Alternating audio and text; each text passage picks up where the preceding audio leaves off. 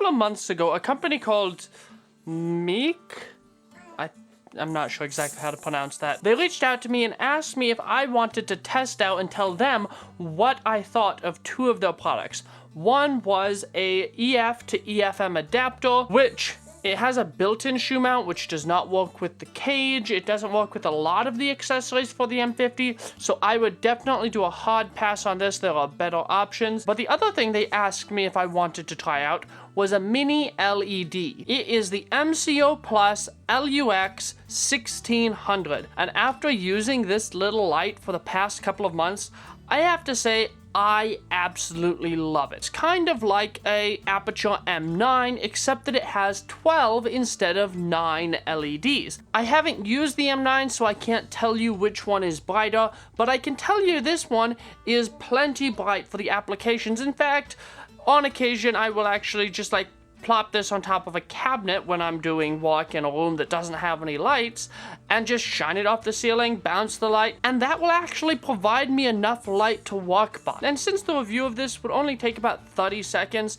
I'm actually going to talk about 3 reasons why every vlogger needs to have some sort of mini LED light, whether that's the M9, the McoPlus, or the LumeCube. Before we get into the tutorial, I want to talk about the aspects of this light that I like. One is that it's dimmable. Right now, I'm using it as a rim light, and I have it at just above minimum, because if I had it all the way up, it would just be too much. It has an internal rechargeable battery. It has a magnet on the back so you can attach it to any metal surface. This light does not have the best color rendition, and I find it's a little bit warmer than 5600. It has a simple on-off switch, and on the bottom it has a tripod thread. And another thing that it comes with is a hot shoe mount that mounts onto that tripod thread so you can put it on top of your camera. The first reason that I think every vlogger should have one, or really any one-man band running gun type shooter, is that you can just add tiny spots of light onto your scene. If you look at these shots, I actually used this light mounted to the camera so that I could keep the room, the overall exposure, but then have enough light on my subject that it didn't look like I was trying to do a silhouette. If you look at this shot, in order for me to get up my exposure, this window is totally blown out. Then when I lower my exposure, so you see a little bit out of the window, it's still really blown out, but you can at least see some detail. I look like I'm trying to silhouette myself.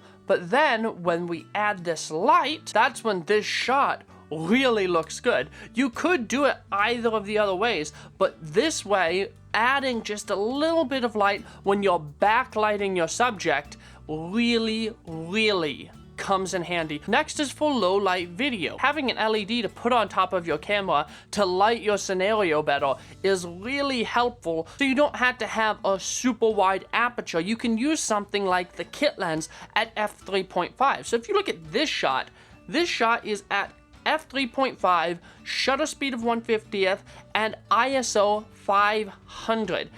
And it doesn't look very good. In order to get the exposure up, because there's so little light in the room, you have to raise your ISO up to 8,000. Now, anything over 32,000 is like way too much noise in my opinion. If you were vlogging, you'd be like, well, I just have to do this. When you have an LED, you don't.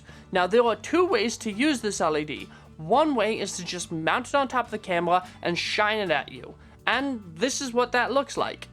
It looks better. It definitely looks better than the 8,000 ISO full of grain.